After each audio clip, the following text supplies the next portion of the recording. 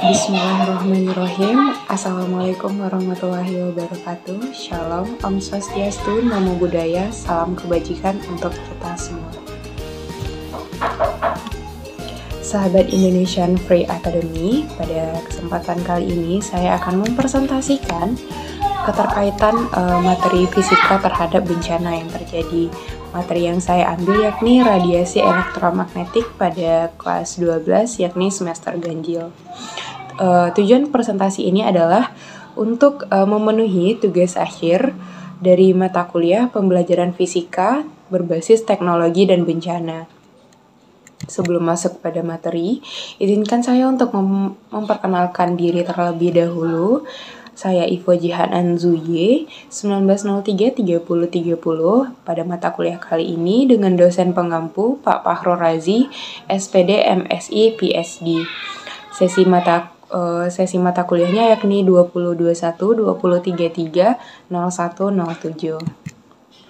Kompetensi dasar dari materi ini yang 3.6-nya yakni menganalisis fenomena radiasi elektromagnetik, pemanfaatannya dalam teknologi dan dampaknya pada kehidupan. Kemudian untuk yang KD 4.6 yakni mempresentasikan manfaat radiasi elektromagnetik dan dampaknya pada kehidupan sehari-hari. Selanjutnya konsep radiasi elektromagnetik yakni untuk gelombang elektromagnetik itu merupakan gelombang yang dapat merambat tanpa membutuhkan medium. Jadi gelombang elektromagnetik ini dapat merambat di ruang hampa. Sementara itu, radiasi elektromagnetik merupakan kombinasi antara medan listrik E yakni yang ke atas, kemudian dan medan magnet B yakni yang ke bawah ini. Dan merambat lewat ruang dan membawa energi dari satu tempat ke tempat yang lainnya. Selanjutnya, spektrum elektromagnetik.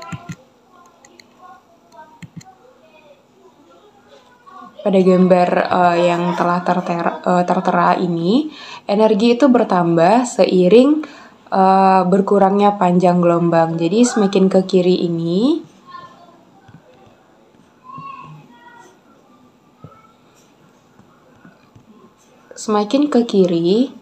energi itu bertambah, dan semakin ke kanan itu panjang gelombangnya bertambah.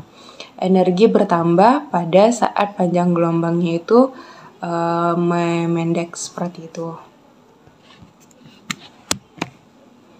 Selanjutnya sumber radiasi elektromagnetik.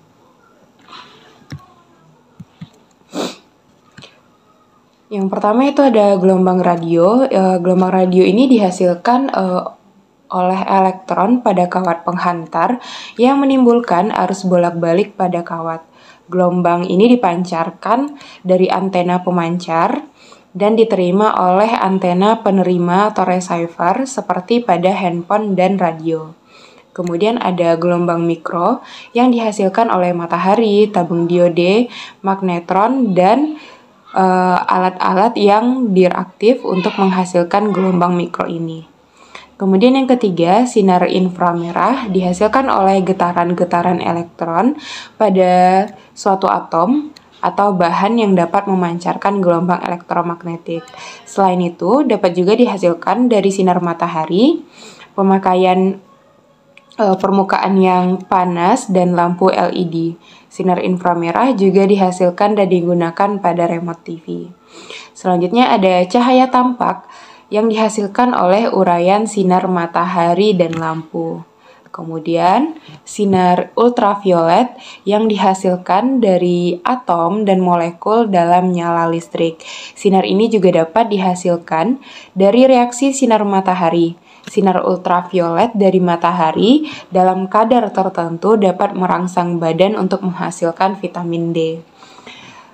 Kemudian ada sinar X yang dihasilkan dari elektron-elektron yang terletak di bagian dalam kulit atom. Sinar X ini dapat dihasilkan dari elektron dengan kecepatan tinggi yang menumbuk logam.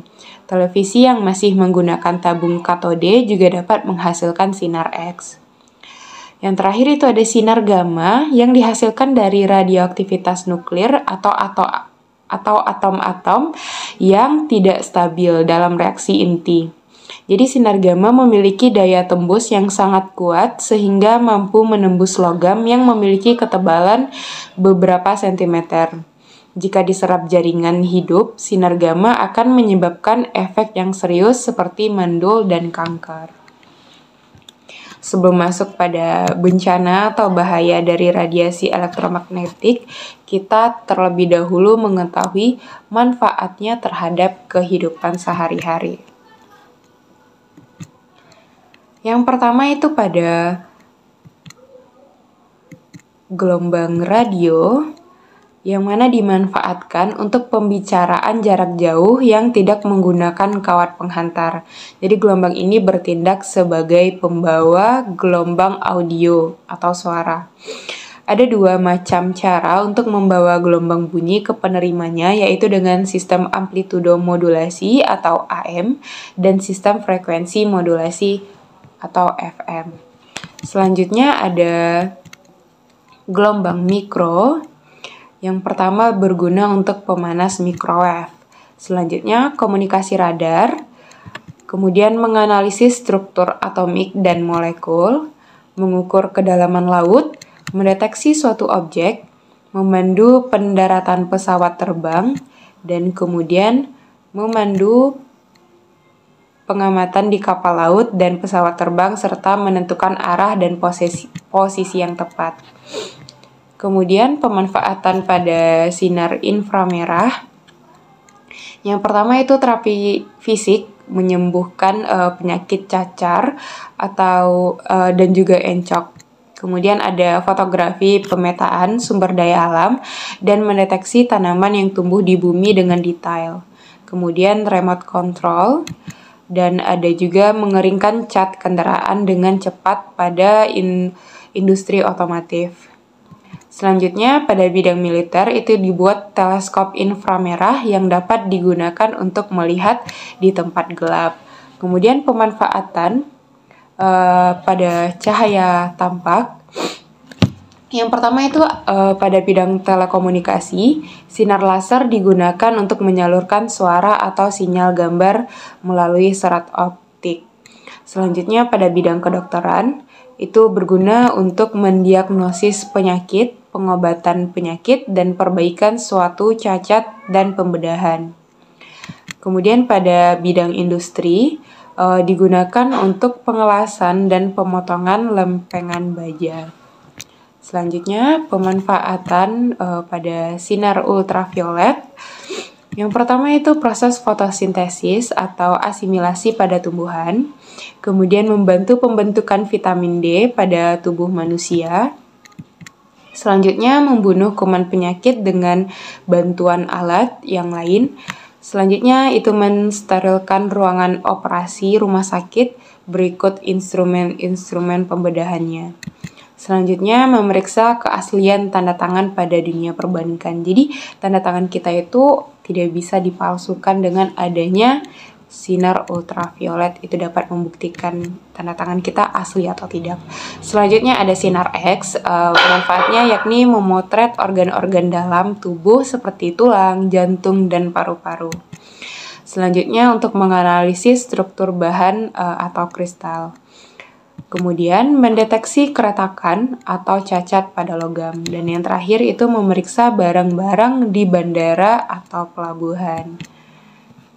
Nah, yang terakhir pada pemanfaatan yakni sinar gamma. Yang pertama itu terapi kanker.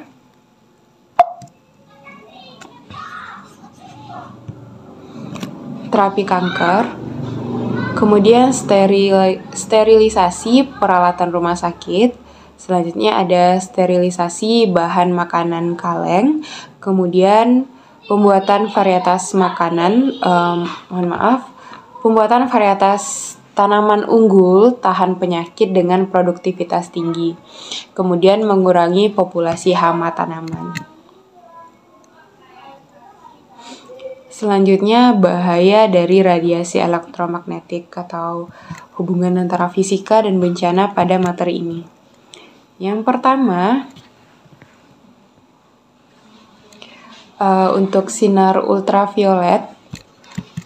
Pada manusia, radiasi UVB yang berlebih dapat menimbulkan penyakit kanker kulit, kemudian katarak mata, serta mengurangi daya tahan tubuh terhadap penyakit infeksi. Peningkatan radiasi gelombang pendek UVB juga dapat memicu reaksi kimiawi di atmosfer bagian bawah. Hal ini mengakibatkan penambahan jumlah reaksi fotokimia yang menghasilkan asap beracun, terjadinya hujan asam, dan serta peningkatan gangguan saluran pernapasan. Kemudian juga pada tumbuhan, radiasi UVB yang berlebihan dapat menyebabkan pertumbuhan berbagai tanaman menjadi lambat atau kerdil. Akibatnya hasil panen sejumlah tanaman budidaya akan menurun serta tanaman hutan menjadi rusak. Selanjutnya, jika terjadi lubang ozon, sinar UV, khususnya UVB yang menembus permukaan bumi dan mengenai orang dapat menyebabkan kulit manusia tersengat dan berubah molekul DNA-nya. Jika hal tersebut berlangsung terus-menerus dalam jangka panjang dapat memicu kanker kulit. Hal ini juga terjadi pada makhluk hidup lainnya. Selanjutnya, bahaya dari gelombang mikro. Yang pertama itu radiasi gelombang mikro dapat menimbulkan efek stres pada syaraf otak. Kemudian radiasi elektromikro, gelombang mikro juga dapat menimbulkan radikal bebas dan menyebabkan penyakit kanker. Kemudian mengkonsumsi makanan yang diolah atau dipanaskan dalam microwave dalam jangka waktu lama, jangka waktu panjang itu dapat menyebabkan penurunan jumlah hemoglobin. Selanjutnya, pada gelombang mikro untuk laptop, dia ini mengakibatkan nyeri kepala, insomnia, dan mual-mual. Terutama bagi mereka yang elektrosensitif. Jadi ketika dia menggunakan teknologi itu mereka dapat merasakan nyeri kepala, insomnia, mual-mual karena elektrosensitif tadi. Selanjutnya pada komputer itu dapat menyebabkan rabun mata, katarak, dan epilepsi. Efeknya ini baru dirasakan 5 atau 15 tahun kemudian karena prosesnya terjadi secara bertahap. Selanjutnya pada handphone.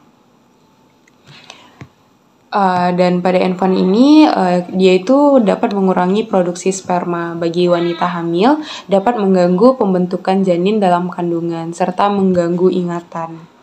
Maka dari itu kita sebagai generasi yang masih muda, generasi emas, generasi 4-5 ini diusahakan untuk menggunakan handphone itu seminimal mungkin seperlunya karena dapat mengganggu ingatan kita.